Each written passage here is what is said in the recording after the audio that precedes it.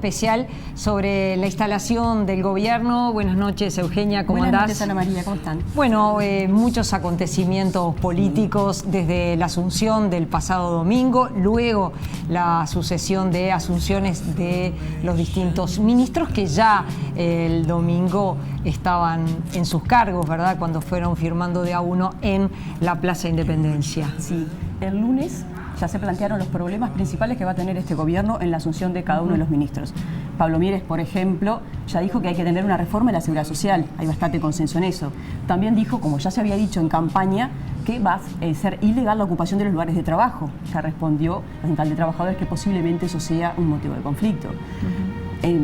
Claro, evidentemente el nuevo gobierno en cada uno de los discursos dio a conocer lo que van a ser sus lineamientos. Lo mismo ocurrió con el discurso que pronunció el presidente de la República, Luis Lacalle Pou. ¿Cuáles van a ser los ejes temáticos sobre los que va a estar poniendo más énfasis? El próximo lunes está previsto que ingrese la ley de urgente consideración y hay muchos temas que vamos a tratar esta noche, porque también está cuál va a ser el rol del Frente Amplio. Hoy se reeditó una vieja tensión, Eugenia, que es la fijación del precio de las tarifas públicas. Desde la Oficina de Planeamiento y Presupuesto se le pidió a las empresas que enviaran un informe sobre cuál es el estado de situación.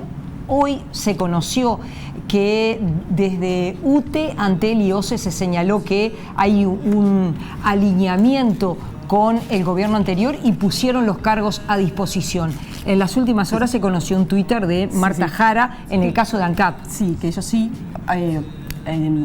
producieron la información. Pero aquí lo que sucede es que el Frente Amplio, ahora oposición, dice que toda esa información ya se fue dada al actual gobierno. Y ellos dicen que lo que pasa es que la transición no se está haciendo de buena manera, que es una transición demasiado lenta, que muchos cargos todavía no se han ocupado, lo cual es cierto en muchas direcciones de ministerios, embajadas, por supuesto los directores de los entes y los servicios descentralizados, que además requieren venia. Entonces, por un lado dice la oposición, no han hecho una transición ordenada y por eso no tienen esta información. Por otro lado, respondió también el secretario de la presidencia hoy, ¿verdad? Sí, exactamente, criticando la posición del Frente Amplio, cuestionando incluso la calidad republicana. En el caso de ANCAP, hace un rato nada más tomamos contacto con algunas fuentes del organismo. La respuesta fue a nivel técnico, lo hizo el equipo técnico porque el directorio de ANCAP se reúne los jueves y la carta de Isaac Alfi llegó el lunes por la tarde y esta tarde, como lo pedía la Oficina de Planeamiento y Presupuesto, se respondió efectivamente la información que estaba solicitada, pero señalando que la decisión final la tiene que tomar el Poder Ejecutivo. Así que bueno, vamos a ver cómo sigue evolucionando este tema. Nosotros esta noche vamos a estar recibiendo a la senadora del Frente Amplio, Lucia Topolansky. También vamos a conversar con el senador colorado, Adrián Peña, porque el Partido Colorado ha propuesto cambios a la ley de urgente consideración. Y por último, vamos a tener una mesa de análisis con el profesor Pablo Cayota y el politólogo Daniel Buquet para hacer un resumen de lo que está haciendo este cambio de gobierno en nuestro país. Veamos el informe.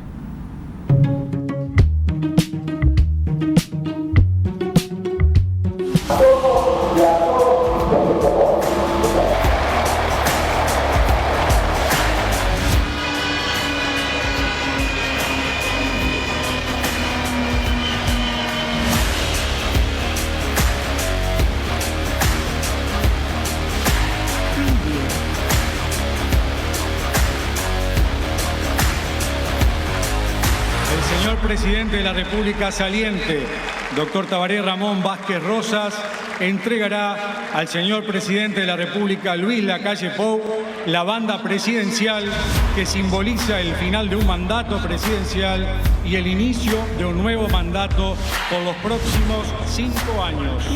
Con la asunción de Luis Lacalle Pou, Uruguay celebra 35 años de democracia y alternancia de partidos en el poder en forma ininterrumpida. Desde el retorno a la democracia en 1985, el país fue gobernado en 3 periodos por el Partido Colorado, en 3 periodos por el Frente Amplio, y este es el segundo gobierno del Partido Nacional. Si todo sale bien, será gracias al equipo. Y si en algún momento las cosas no salen Como los uruguayos necesitan y quieren, no miren al costado. La responsabilidad va a ser exclusivamente del presidente de la República. Venimos con el objetivo de restituir el orden, el respeto y el imperio de la ley como base de convivencia. El rol del Ministerio de Economía y Finanzas es velar por los equilibrios macroeconómicos que, cuando no se respetan, terminan afectando a todos los uruguayos. Los consejos de salario mantendrán su vigencia en el modelo que se han mantenido en los últimos años. Todos los partidos que integramos la coalición vamos a impulsar una normativa que determine la ilegalidad de las ocupaciones en los lugares de trabajo como medida gremial. Cuando yo era joven me manifestaba en la calle a fines de la dictadura peleando por la autonomía de la educación y por la autonomía universitaria. No voy a ser yo el que va a ir en contra de eso, se los aseguro. Vamos por una profesionalización del servicio exterior. La enorme mayoría de las designaciones van a ser funcionarios de carrera y en aquellos casos en los que se necesite un perfil que ningún funcionario de carrera reúna, entonces procederemos a hacer alguna designación política. Los ministros, subsecretarios y directores generales asumieron el pasado lunes, mientras algunas direcciones y mandos medios, así como las embajadas o directores de entes y servicios descentralizados, se seguirán designando en los próximos días.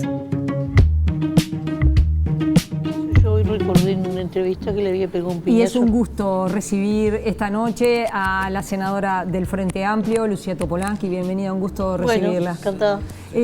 Lucía, se volvió a reeditar este debate sobre el incremento de las tarifas públicas. El lunes se conoció que el director de la Oficina de Planeamiento y Presupuesto, Isaac Alfi, le pidió a los directorios de las empresas toda la información y señaló que bueno, había tiempo hasta hoy a las 4 de la tarde. La respuesta fue de alineamiento en el caso de UTE, OCE y Antel, y en el caso de ANCAP efectivamente los equipos técnicos enviaron la información para que luego el Poder Ejecutivo tome las decisiones pertinentes. ¿Cómo vio esta situación? Bueno, la transición de nuestra parte se puso todo, pero tuvo una cantidad de prolijidades de parte del gobierno. ¿Por qué? Las empresas públicas, en realidad al ministro futuro de Industria fue el que le dieron la información, pero no había los famosos técnicos que iban a aparecer a raudales para ocupar los cargos. Todavía estamos en veremos. Entonces quedó en una situación bastante incierta. Así que la información está dada como explican los directorios. Si se quiere más hay que pedirla, pero esto es algo que se tiene que hacer civilizadamente, no conminando a nada. Y aquello hay que recordar aquellos carteles que hay en las carreteras que dice porque estoy apurado, voy despacio.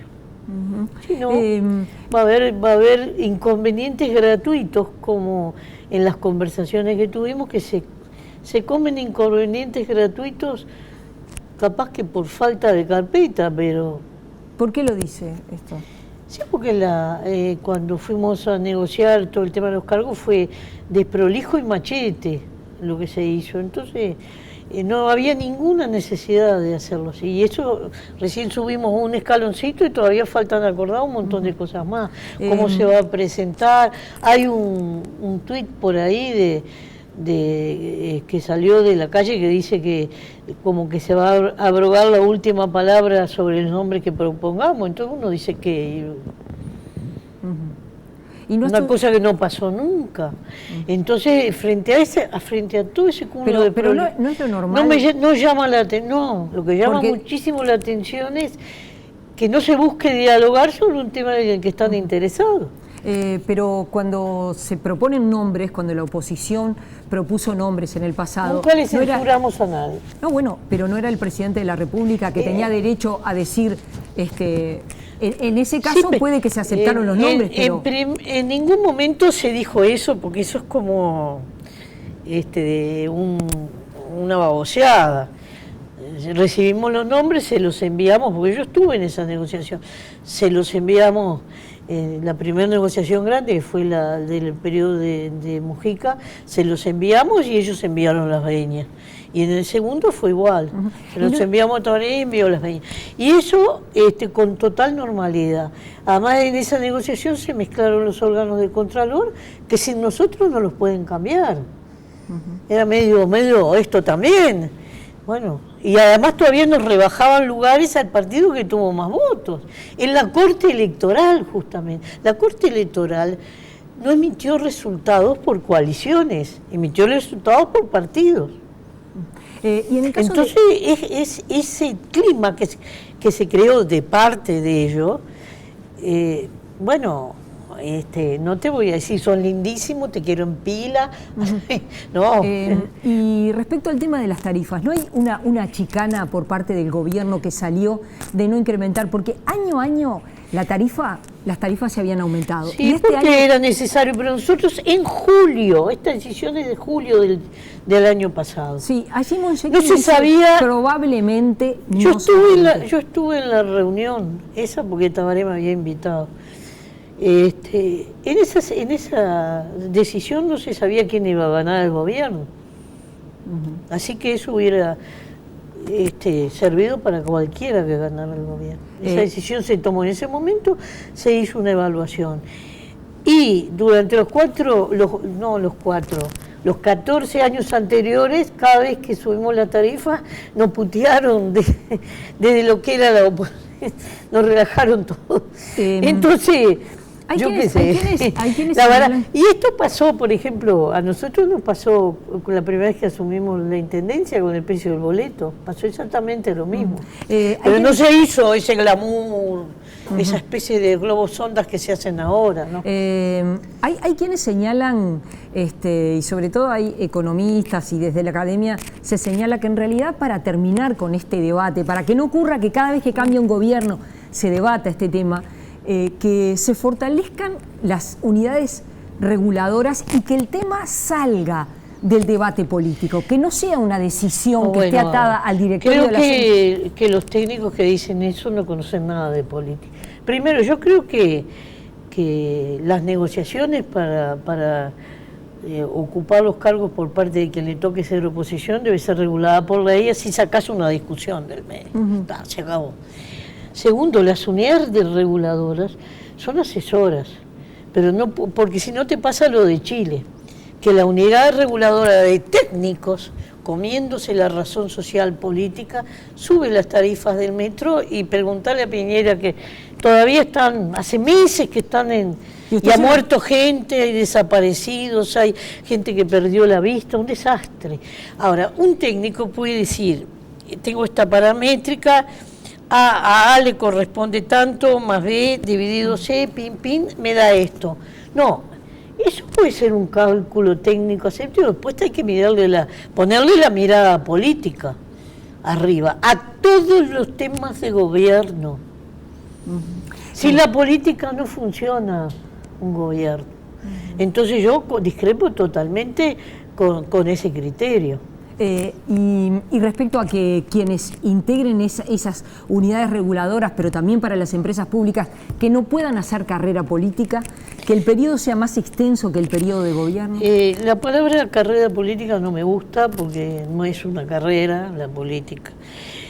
Que en el periodo siguiente a haber desempeñado la responsabilidad tenga que, como en el BPS y en algunos otros organismos, tenga que saltearse un periodo, puede ser, eso lo podemos discutir y podemos estar hasta de acuerdo, pero después de 5 años puede seguir. ¿Por qué dice que no le gusta la palabra de carrera política? No, porque no es ni una carrera, ni nada, es un servicio a la comunidad, es un compromiso con la ciudadanía, es otra cosa, compromiso militante.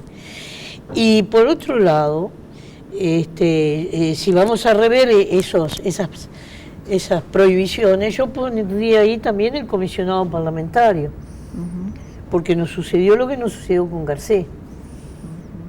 Entonces, está bien, revisemos eso, los 5 años posteriores, pero después esa persona, si se quiere candidatear, tiene que ser libre.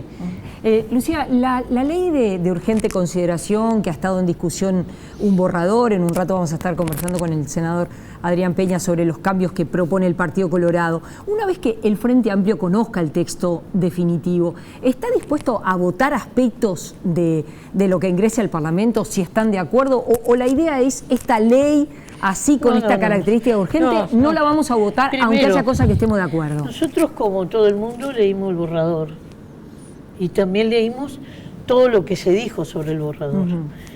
Y pongo, subrayo la opinión, una carta a los lectores de la búsqueda del jueves pasado del doctor Cajarville, que es de una solidez total. Así que lo primero que hay que discutir es la urgencia, si corresponde a la urgencia. Y si corresponde que el mecanismo de la urgencia, que es un mecanismo de excepcionalidad, vaya con 457 artículos, porque se está caminando por el filo de la cornisa, porque puede venir dentro de 5 años otro gobierno, poner una ley de 3.000 artículos de urgencia y esto se empieza a gobernar prescindiendo del poder legislativo, porque esto queda aprobado sí o sí. Así que lo primera discusión va a ser la urgencia. Una vez saldada esa discusión, porque eso se dio en otros momentos que se presentaron leyes de urgencia y a veces pasaron a ser simples. La ley de urgencia, desde que existe el mecanismo, que es desde el año 67, más larga que se hizo fue en el gobierno de Bachelet, pero tenía 91 artículos. Y ya se discutió que eran muchos. Esta tiene 4 veces más. Y además mezcla aserrín con parrallado, cosas que uno se pregunta cuál es la razón de la urgencia. Así que además de discutir la urgencia en global, después se va a trabajar en una comisión, cada ministro que comparezca se le va a pedir preguntar que fundamente la urgencia de los artículos que le corresponden. Ustedes dicen, y después de eso podrá haber algún artículo que se pueda votar si no contradice lo que nosotros pensamos. Podrá haber unos artículos que nosotros presentemos alternativas, modificaciones, y otros que no los votaremos, como corresponde siempre en ¿Vio una algunos artículos que usted normal? De lo que se ha discutido y del articulado, que objetivamente, obvio, es muy vasto como para preguntarle en detalle, pero ¿ha visto artículos que usted dice, bueno, esto es posible? Por ejemplo, los cambios previstos a la inclusión financiera. ¿Se plantean cambios? Sí, usted no es ajena que en el interior del país había muchos pequeños comerciantes juntando firmas. Pero el país tiene que ir para adelante. El problema que tiene el formato que le dieron al cambio de la inclusión financiera es, si el patrón opina y el empleador opina B, ¿cuál es el tribunal de alzada? Porque en debilidad siempre está el empleado sobre el patrón. ¿Y quién decide? ¿Vamos a la Suprema Corte? ¿Qué hacemos? Entonces, esa indefinición es gravísima, porque finalmente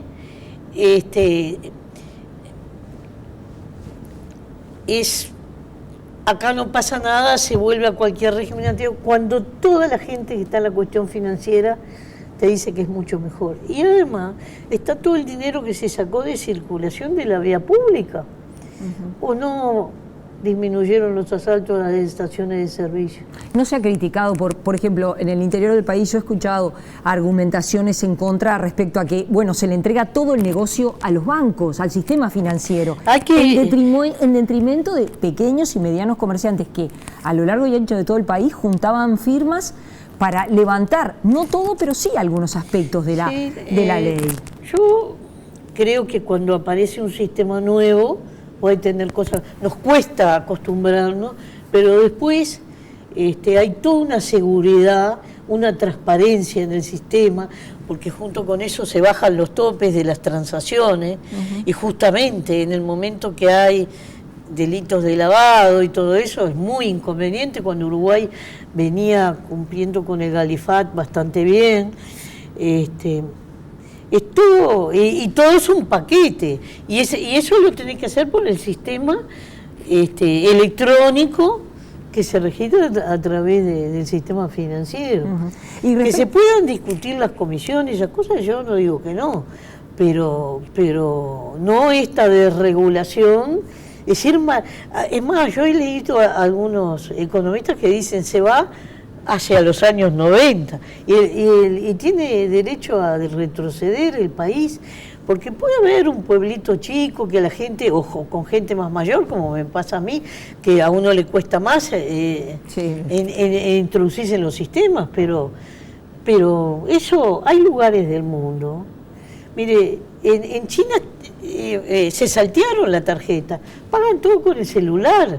En un vendedor ambulante en China, usted va a comprar algo que se vende para comer en la calle, tiene el cosito, y si usted es turista, puede bajar una app que le acredita el banco suyo. Ahora eso da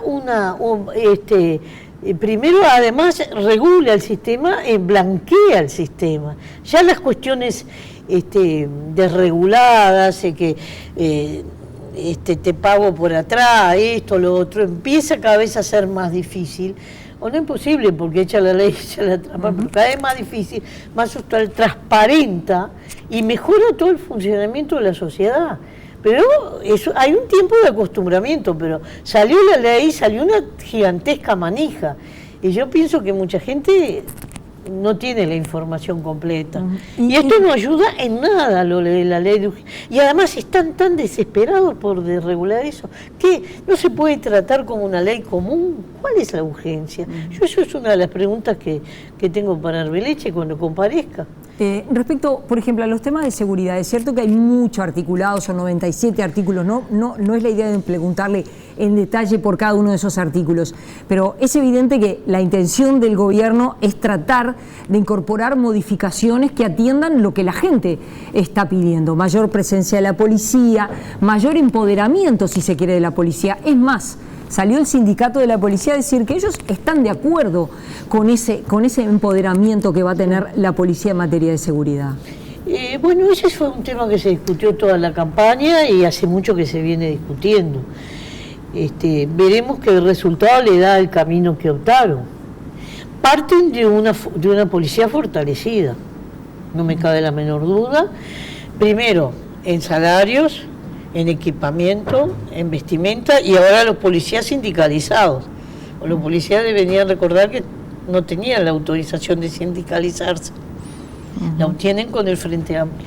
Así que hay un punto de partida que no se ha querido reconocer. Hay un convidado de piedra que es el narcotráfico. Vamos a ver cómo lo maneja. Yo creo que lo subestiman, sinceramente. Y lo digo de buena fe, pero yo, como no pongo la carreta delante de los bueyes, quiero ver cómo vienen los próximos meses. Y el plebiscito protagonizado por Larrañaga no salió. Votó bien, pero no salió. Muy bien. Sí, pero no salió. Entonces no es ley, no es nada ese plebiscito. Muy bien.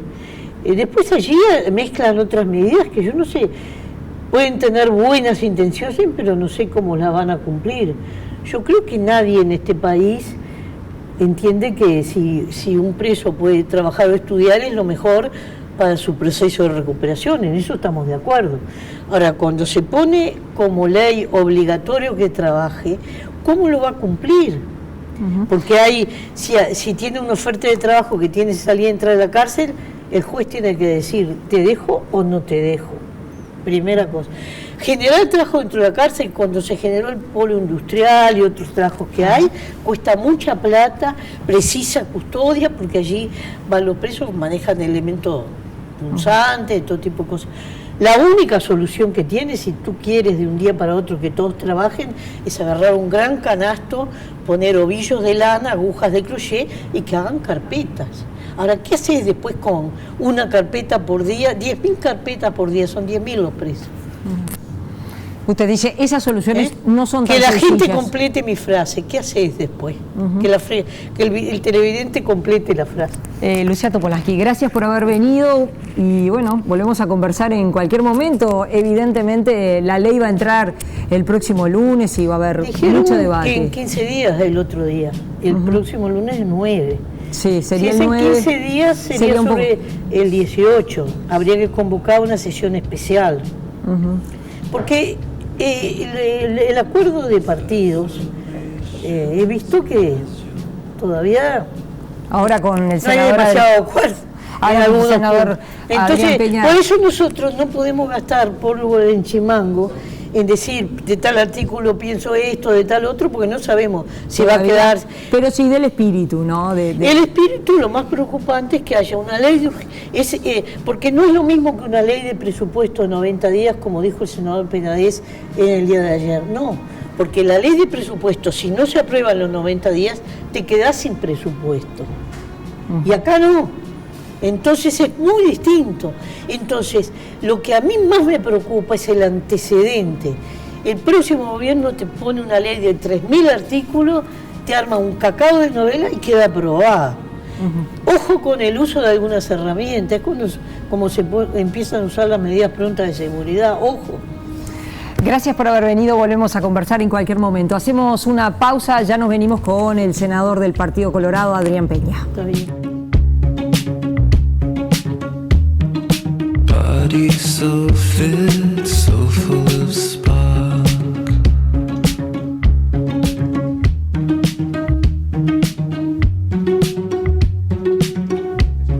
La información estuvo y está a disposición del actual Poder Ejecutivo. Les quiero recordar que las variaciones de tarifas no las toman los directorios de las empresas públicas, las toma el Poder Ejecutivo. Lo que tienen que informar los directores de los entes, a pedido del director de la Oficina de Planeamiento y Presupuesto, es una evolución de los costos, por ejemplo, y allí el Poder Ejecutivo tomará una decisión.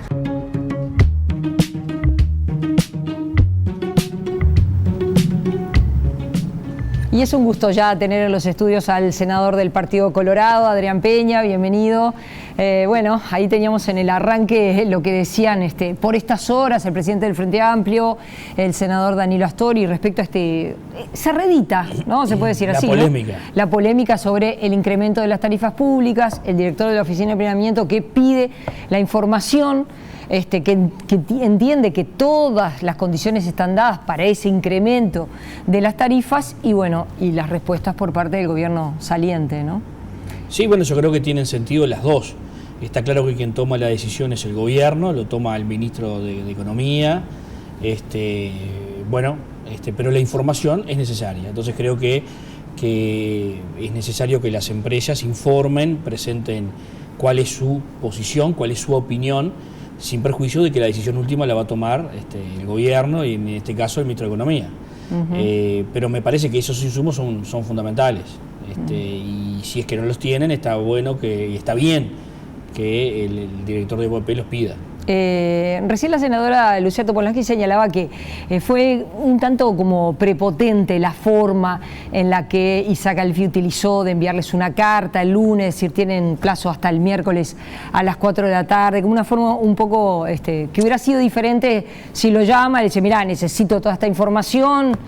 Bueno, por ahí quería también enviar un mensaje, ¿no? No lo sé, yo no sé analizar esas cosas porque siempre digo yo soy político, no politólogo, hay otros para esas cosas, pero quizá el mensaje de Alfi fue el que está pendiente, digamos, desde que el Frente Amplio decidió no aumentar las tarifas el 1 de enero, que también hubo otro tipo de decisiones que también se tomaron sobre el final del gobierno sin tener en cuenta que había un gobierno electo y un gobierno que asumía el 1 de marzo. Todo hacía pensar, porque así había sido la lógica de los últimos años, que por lo menos el ajuste por inflación iba a estar dado allí en el 1 de enero. También uno podría pensar que si los números de las empresas públicas eran muy buenos, entonces tampoco habría motivos para subir, pero en definitiva las empresas mostraron resultados moderados, digamos, no resultados excesivamente buenos, por lo cual parece claro que los números de esas empresas se van a ver perjudicados si no ajustan por lo menos de acuerdo a sus costos. Pero toda esa información, los costos, el resultado de la empresa, las paramétricas, en el caso del combustible, el precio internacional, el valor de oro, son cosas que cambian. Y bueno, esa información supongo que la tiene que tener el director de la OPP y el Ministerio de Economía para tomar la decisión que toman en los próximos días en relación a esto, ¿no? La información que ustedes poseen es que sería inminente el incremento de Bueno, yo no los tengo precios. ninguna información en ese sentido, solo el sentido común me hace pensar que va a ser inevitable que se realice el ajuste pendiente, digamos. Habrá que ver de cuánto es y en cada área. Hay un compromiso del gobierno electo de no aumentar las tarifas, o sea, de trabajar en la reducción de las tarifas. Indudablemente esto no va a ser en lo inmediato, porque es imposible que así sea. El gobierno, creo que esto lo entiende todo el mundo, que la gente lo entiende con facilidad. El gobierno asumió el domingo, no puede bajar las tarifas hoy, tiene que ordenar la casa menos con 5 puntos del producto de déficit, que es una situación fiscal muy jodida, muy complicada, ¿no? Y cualquier margen de maniobra se ha vuelto muy escaso, dado ese corsé que marca esa situación fiscal tan débil, ¿no?, que el Uruguay tiene. Respecto al cambio de los directorios, es evidente que, bueno, que la estructura del Estado es muy vasta y que toda transición puede tener sus atrasos. De pronto, dado la importancia y la envergadura de las empresas públicas, ¿no hubiera sido necesario por lo menos tener los nombres de quienes iban a ser los integrantes de los directorios? Digo, al menos los nombres en el entendido, o utilizar ese mecanismo legal que permite que estén los nuevos directorios, aunque después, por supuesto, se necesitan las veñas parlamentarias. Pero bueno... se necesitan antes las veñas parlamentarias, es decir, hay todo un proceso que primero necesita un gobierno en funciones para poder designar, que recién asumió el día domingo. Luego los nombres son propuestos y los nombres tienen que ser votados y aprobados en el Parlamento Nacional. Usted dice que no se enlenteció el proceso. Yo creo que estamos en los tiempos, que no tenemos que alarmarnos por eso. Dada la salud republicana que el Uruguay tiene, tampoco, y democrática, ¿no?, que disfrutamos por suerte el domingo pasado, tampoco creo que esto sea de una urgencia tremenda de decir entramos hoy, mañana salen los que estaban y vienen los nuestros. Creo que este proceso, además, en este proceso que ha sido muy saludable, que supuso primero la iniciativa del presidente de la República de invitar al Frente Amplio como oposición a integrar los organismos públicos, la aceptación del Frente Amplio de integrarlos, que también es muy positivo. Creo que eso hace la cuestión, hace muy saludable, ¿verdad?, la gestión de las empresas públicas y los diferentes directorios, no solo por el control, que es importante y que es necesario, que siempre lo hemos manifestado además, sino porque también el Frente Amplio ha estado los últimos 15 años dirigiendo estas empresas públicas, y yo creo que hay un conocimiento acumulado que puede ser muy útil para los nuevos directores. En términos país, yo creo que esto es una muy buena noticia.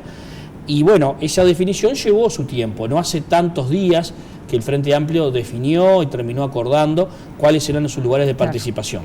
Si el Frente Amplio participaba, los lugares en las diferentes empresas públicas eran unos. Si el Frente Amplio no participaban, eran otros. Entonces, esa definición del Frente Amplio era la primera, para luego comenzar a conversar sobre cómo la coalición del cambio, la coalición que asumió el 1 de marzo, va llenando los demás lugares. Y estamos en esa etapa. Yo creo que no tenemos que alarmarnos por eso. Creo que estamos en los tiempos, que son tiempos razonables. Yo creo que el Frente Amplio ocupó los entes por el mes de abril, cuando asumió en el 2005, luego del gobierno de Jorge Valle. Y luego los directorios de las empresas, cuando se trata de un gobierno Colorado a otro, de un gobierno del Frente Amplio a otro, han cambiado en julio, en agosto y hasta en septiembre. O sea que no nos alarmemos por esto. Me parece que es razonable lo que está pasando, que hay que tomar... Se configuró primero el gobierno central, los ministerios, los directores, está todo armado, y ahora vamos por esa otra fase, ¿verdad? Todo indicaba que la ley de urgente consideración, con los cambios propuestos, iba a ingresar el 9, pero se posterga para el 18 quizás. Eso ahí es mano del Partido Nacional. Nosotros hicimos nuestra devolución. Me consta que el equipo liderado por el doctor Ferrez está trabajando mucho en lo que han sido las devoluciones, el análisis y la conciliación de las diferentes propuestas. Digamos, el proceso ha sido muy rico. Yo en su momento tuve mis dudas sobre el proceso de haber presentado el anteproyecto públicamente, que tuvo un debate por todo el mundo, cuando en realidad ni siquiera es un proyecto y estamos hablando de cosas... Sí, es un borrador, ¿no? Es un borrador que ni siquiera... De un anteproyecto. De que ni siquiera quizá vaya en el proyecto definitivo muchos de los temas de los cuales estamos discutiendo.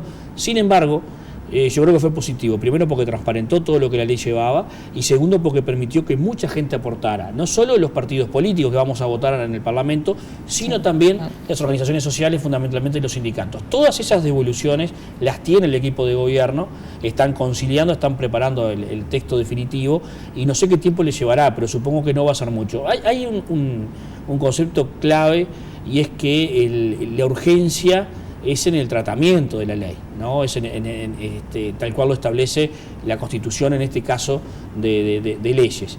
No es en la inmediata presentación, o sea, una ley presentada el 2 de marzo, el 9 de marzo, el 19 o el 9 de abril, ¿verdad? Claro. Para nosotros y para el Partido Colorado, ¿verdad? No tiene que haber prisa ni premura en esto. Lo que tenemos que tener es un proyecto consolidado, que sea el mejor proyecto posible, con la mayor calidad desde el punto de vista de su materia, pero también de la técnica legislativa, y un proyecto que también logre la mayor base de acuerdo posible. Claro. Y entonces, eso supongo que no es de un día para el otro. Me parece que la prisa nos puede llevar a errores, y creo que esta decisión que también ha tomado el gobierno, de no enloquecerse en presentarlo mañana, pasado, o autoimponerse fechas, me parece que es una buena decisión. Y volviendo al tema que estábamos hablando, dentro de los cambios que propone el Partido Colorado, está el tema de las unidades reguladoras. Sacar la discusión de las tarifas entre el Poder Ejecutivo y los directorios de las empresas públicas y fortalecer a las unidades reguladoras como entes más independientes. Esa es la idea. Esa es la idea. Fue algo que propusimos en campaña, que también fue propuesta en nuestro programa de gobierno del Partido Colorado. Nosotros estamos apoyando este fortalecimiento de las unidades reguladoras, en particular de la URSEA. No olvidemos que estas unidades fueron creadas en el último gobierno colorado, el de Jorge Valle, la URSEA, por ejemplo, y ha ido perdiendo, se ha ido debilitando, digamos, a lo largo del tiempo. Nosotros no estamos estableciendo, porque escuchaba la entrevista con la senadora Topolansky, no estamos estableciendo que sea la URSEA quien pone el precio. Sí estamos fortaleciendo, atribuyéndole otras funciones y marcando con claridad y públicamente cuál sería el precio al que debería ponerse la tarifa. Luego el gobierno, atendiendo un montón de cuestiones que debe atender un gobierno, tomará la decisión de qué precio va la factura de UTE, a qué precio va el litro de gasoil. Pero todos vamos a saber cómo está compuesto los costos de cada uno de los productos, de cada uno de los servicios, lo vamos a poder ver y vamos a poder tener eso, digamos, como medida para que la empresa logre su eficiencia y se acerque a poder poner el precio del costo, con algún plus obviamente que tenga que ver con la reinversión. Por eso necesitamos empresas públicas fuertes, ¿verdad?, pero que brinden servicios de calidad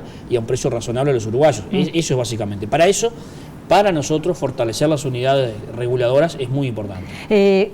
¿Cómo va a ser la coordinación entre la coalición? Porque en su momento había habido una reunión entre el doctor Julio María Sanguinetti, el senador Sanguinetti, el senador Guido Vanini Ríos. ¿Van a crear una mesa para el funcionamiento de la coalición? Porque hasta ahora había sido el contacto un poco con el presidente Lacalle, ¿verdad? Digo, si él era el interlocutor, así se manejaba, ¿no? Nosotros creemos que, esta experiencia es totalmente novedosa, es inédita, son 5 partidos sentados a la mesa de un nuevo gobierno. Quiere decir esto que estamos aprendiendo al andar, ¿no? Claro. Es todo un proceso de aprendizaje. El Partido Colorado ha manifestado que sí, que le parece que mayores instancias de coordinación entre todos los integrantes de la coalición son positivas. Eso es así. Creo que naturalmente se comienzan a dar los ámbitos, porque comienza a rodar el Parlamento Nacional. Claro. Entonces hay una coordinación en diputados, hay una coordinación en el Senado, nosotros ya tenemos nuestra coordinación de la coalición, previa a la coordinación con el Frente Amplio, de todos los partidos. Entonces hay un ámbito que no existía hace 15 días, ¿verdad? También el Consejo de Ministros es un ámbito natural donde se va a ver expresado, donde van a estar expresados todos los partidos que participan de la coalición, nada más y nada menos que en el nivel ejecutivo. Entonces creo que los ámbitos comienzan a darse naturalmente en cada área, en cada nivel.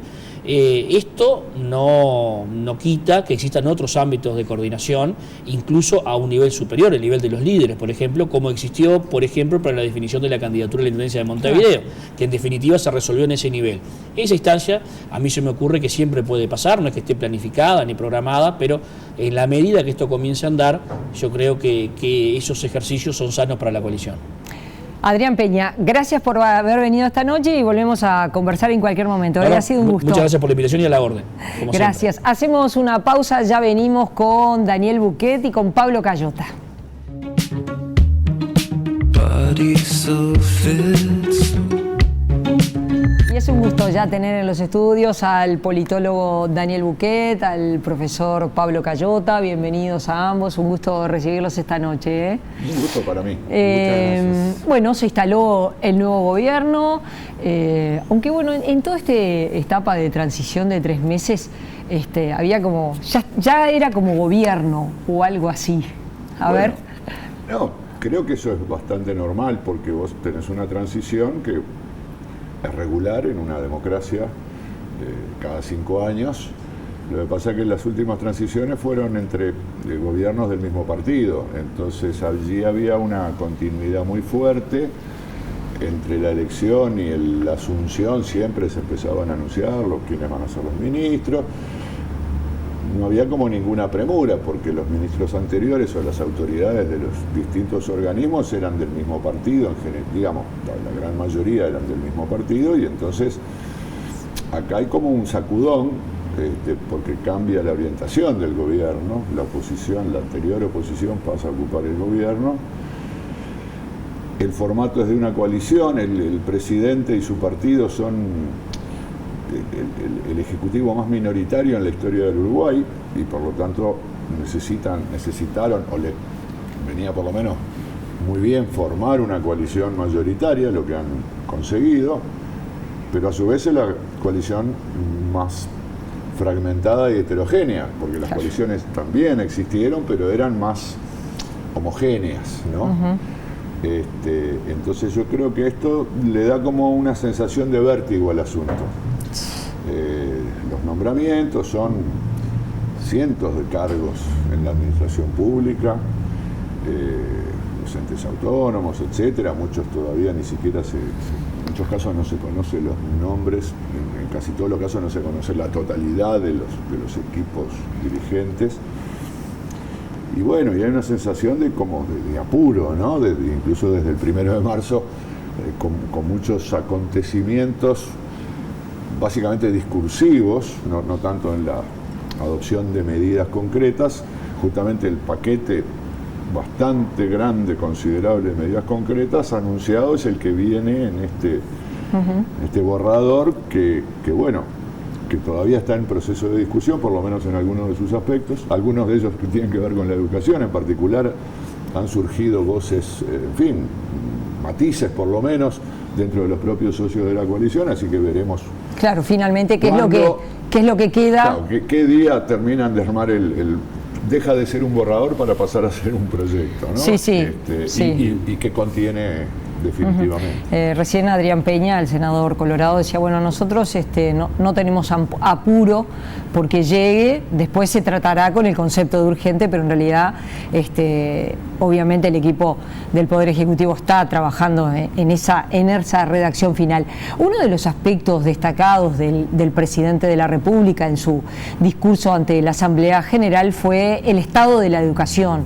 Pero también hay que decir que en 35 años de gobiernos democráticos, todos los presidentes en su discurso ante la Asamblea General Legislativa mencionan la educación como una preocupación, como un problema, como algo a atender. ¿Cómo, Pablo, a tu criterio, ex integrante del Instituto Nacional de Evaluación Educativa, una persona experiente en esta materia, cuáles son los problemas más graves que tiene la educación en nuestro país? ¿Se puede decir que estamos en emergencia? Hay gente que dice que la situación es dramática. Yo creo que recomiendo como punto de partida para todo esto el informe sobre el estado de la educación que publicó el INED en el año pasado, en julio del año pasado.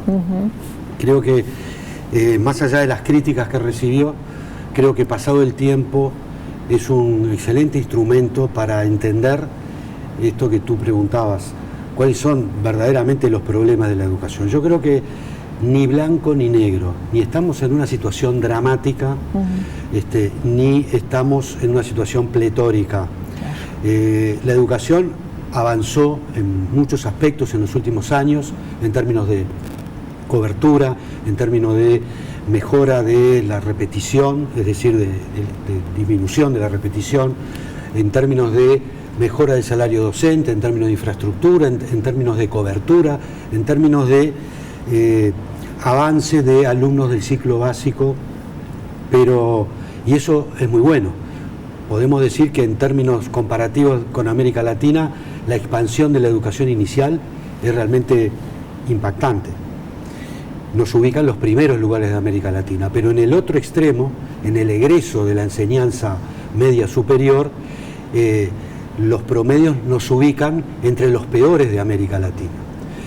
En una sociedad bastante integrada en comparación con la realidad de América Latina, en una sociedad donde la pobreza se ha disminuido en comparación con el resto de América Latina. Sin embargo, nuestros indicadores de egreso y de mejora de la calidad de los aprendizajes no ha mejorado en la misma proporción.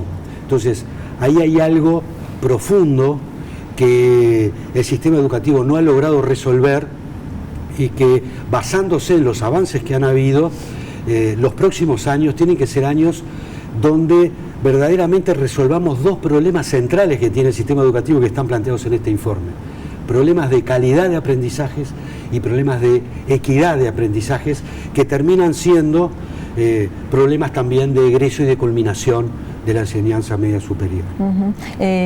Daniel, en el caso del gobierno que plantea esta ley de urgente consideración, donde desde la oposición, en este caso el Frente Amplio, dice nosotros lo primero que queremos discutir es si tiene que ser de urgente consideración, pero evidentemente Luis Lacalle Pou ha sido claro en el sentido de generar un cambio y un cambio significativo. Y de ahí un conjunto de temas que están incluidos, desde seguridad, educación, inclusión financiera, por mencionar tres destacados.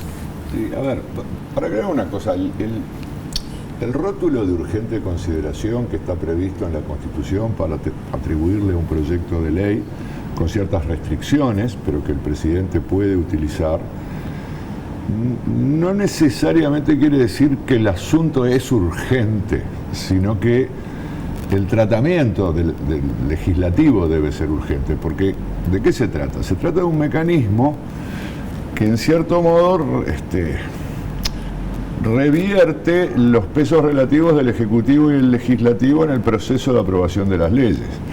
Una ley común, el Poder Ejecutivo tiene prerrogativas porque, a diferencia de Estados Unidos, por ejemplo, el presidente puede, el Poder Ejecutivo, en realidad en Uruguay nunca es el presidente solo, siempre es con algún ministro, por eso se le llama el Poder Ejecutivo o incluso el Consejo de Ministros completo, ¿no? El que manda proyecto de ley, ¿no? En Estados Unidos el presidente no puede mandar proyecto de ley, llama a un diputado y le dice presentame este proyecto. Ahora, el Parlamento después hace lo que quiere con ese proyecto. En este caso no puede hacer lo que quiere. ¿Por qué? Porque tiene un plazo perentorio que implica, en el caso de no pronunciamiento, la aprobación tácita. Es parecido a poderes que tienen otros presidentes de América Latina, mucho más poderosos que el uruguayo, pero menos que el estadounidense, que es el poder de decreto. El presidente uruguayo no tiene poder de decreto. Los decretos, lo que llamamos decreto en Uruguay, son resoluciones administrativas, pero en Argentina o en Brasil, el presidente decreta leyes que luego el Parlamento podría revisar, pero pasan a estar vigentes una vez decretadas. Bueno, esto es un poco menos que eso, pero bueno, le da poder al Ejecutivo frente al Legislativo con ciertas restricciones. Lo puede hacer una vez por año, por ejemplo. Entonces, obviamente puede haber cosas urgentes. Yo diría, en términos del gobierno de la educación, para poner un solo ejemplo, ¿no? Porque esto además ha sido uno de los temas más discutidos, la sustitución de los consejos descentralizados por direcciones generales, por directores unipersonales, digamos, por un director general de cada uno de los subsistemas. Bueno, yo creo que puede pensarse que es algo urgente, porque si vos querés cambiar la forma en que se gobierna la educación en un periodo de gobierno, porque entendés que eso va a producir, bueno, mayor eficacia, en fin, tiene sus objetivos, obviamente. Bueno, no vas a estar en un periodo de gobierno de 5 años, 3 años discutiendo para hacerlo, ¿no? Otra cosa es si vos querés cambiar los contenidos curriculares de las materias o ese tipo de cosas. Bueno, eso no lo vas a cambiar de un día para el otro vía decreto, vía urgencia. En este caso yo creo que además hay una circunstancia que es básicamente la que mencioné antes, la condición fragmentada y heterogénea de esta coalición, que lleva a que el presidente o incluso los propios socios digan, mirá, bueno, si no nos ponemos de acuerdo medio rápido y resolvemos medio rápido una cantidad de cosas, dentro de un año andás a ver, porque acá hay de todo, gente que piensa distinto, estamos de acuerdo en algunas cosas pero en otras no, entonces mejor vamos a sacar medio rápido el paquete más grande que podamos. Y yo creo que esa es, digamos, esto es un camino estratégico, no es sustantivo. Alguien ha escuchado constitucionalistas decir, bueno, en realidad es inconstitucional, es una trampa, porque la idea, porque una ley regula un asunto, una ley no regula 20 asuntos, esos son 20 leyes. Y la Constitución dice que el presidente puede mandar un proyecto de ley de urgente consideración por año. Bueno, está trampeando el espíritu de la Constitución en este sentido.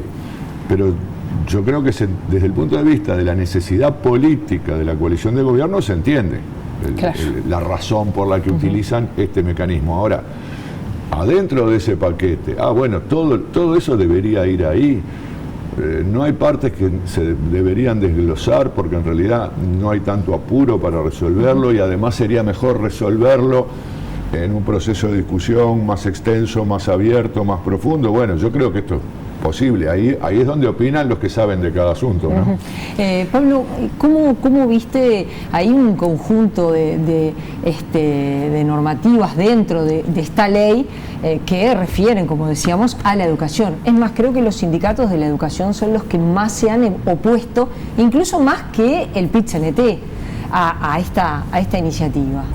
Sí, yo creo que como criterio general, discutir en una ley de urgente consideración asuntos educativos importantes no me parece el mejor camino para los temas educativos, más allá de entender la lógica política que eso tiene.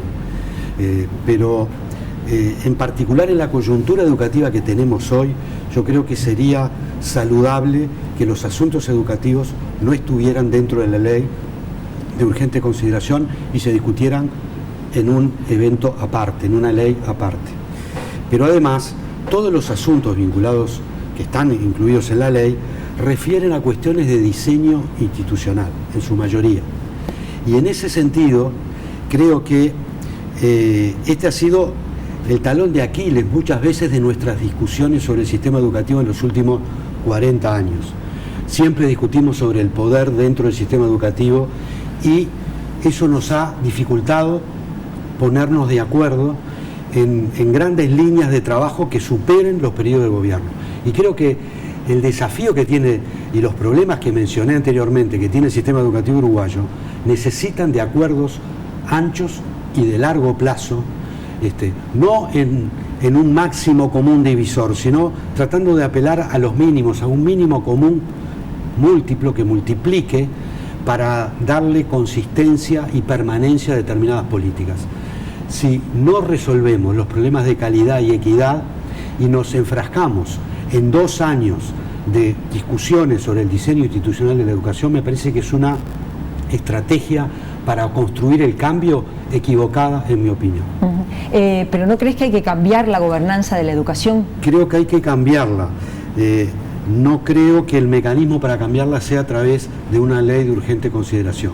De cualquier forma, creo que la gobernanza de la educación también puede cambiarse si los partidos políticos se ponen de acuerdo en elencos, en proyectos y se comprometen a llevarlos adelante sin fisuras a lo largo de un periodo, con un rumbo, con un norte, asumiendo que cualquier cambio en educación, si no llega al aula, es un cambio que podrá aplaudirse desde otros ámbitos, pero desde el punto de vista de la mejora de la calidad de la educación, solo el cambio que llega al aula verdaderamente transforma lo educativo. Y eso es un proceso largo, no es un proceso corto. Tenemos que asumir que cambiar lo que sucede cada día en las aulas, que es lo que tiene que pasar, implica que 50.000 docentes inicien un proceso de cambio inicien un proceso de construcción de sentido, que inicien un proceso de impacto en su trabajo cotidiano. Y eso no se va a lograr por la vía de conflictos ganados, no se va a lograr por la vía de imposiciones. Hay que construir un modelo de acuerdos, de conflictos acotados, de rumbos claros y de amplia participación. Hay dos coaliciones, por un lado el Frente Amplio, por otro lado el gobierno multicolor, y eso no es una grieta, pero hay muchas diferencias.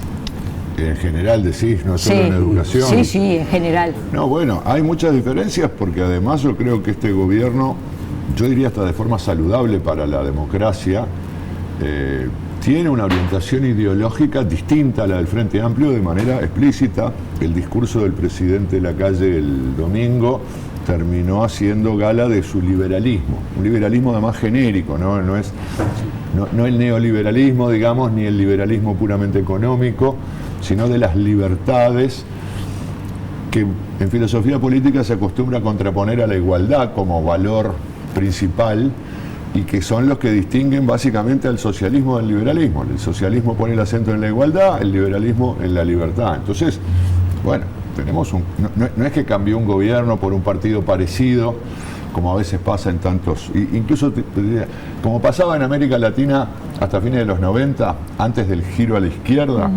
Entonces, bueno, lo que estamos viendo son giros sustantivos, y los giros sustantivos obviamente van a ver, yo no digo que agranden esas diferencias, existen, claro, pero están acentuadas, están marcadas, y por lo tanto muchas de algunas medidas puedo decir, bueno, son más bien de carácter técnico, yo qué sé. Ahora, hay algunas cosas que claramente están sostenidas en la concepción, en la visión ideológica del gobierno, que por lo tanto es opuesta a la que tenía el gobierno anterior, y el Frente Amplio seguramente va a discrepar, se va a oponer, y además esto se puede traducir también en conflictos de intereses de sectores en la economía que tienen intereses encontrados, diferentes, opuestos eventualmente, ¿no? El Frente Amplio con una cercanía muy grande con el movimiento sindical, los trabajadores, el gobierno actual más cercano a los empresarios. Bueno, y esto puede traducirse en conflictos, por ejemplo, con los sindicatos. Expectativas de que algo de lo que se necesita llegue al aula en 30 segundos. Creo que hay que construir comunidades educativas en los centros educativos. Yo creo que algo de eso está planteado en la ley, creo que eso es positivo, en el sentido de que construyamos comunidades educativas estables en los centros educativos. Yo creo que en eso estamos todos de acuerdo, y sin embargo hay una enorme dificultad en llevar cosas a la práctica. Creo que aún en el marco de diferencias hay muchas cosas en las que distintos partidos políticos están de acuerdo, incluso del gobierno y del actual gobierno y de la actual oposición. Pero ha habido una enorme impericia o dificultad en poder transformar esos acuerdos en políticas concretas, perdurables en el tiempo. Gracias a ambos por haber venido. Ha sido un gusto recibirlos esta noche. Fui la primera que los junté a ustedes dos. Yo creo que sí, creo que primera vez, primera vez. Exacto, un gusto estar con ambos.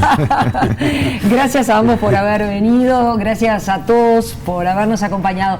Volvemos el próximo miércoles a las 20. Buenas noches.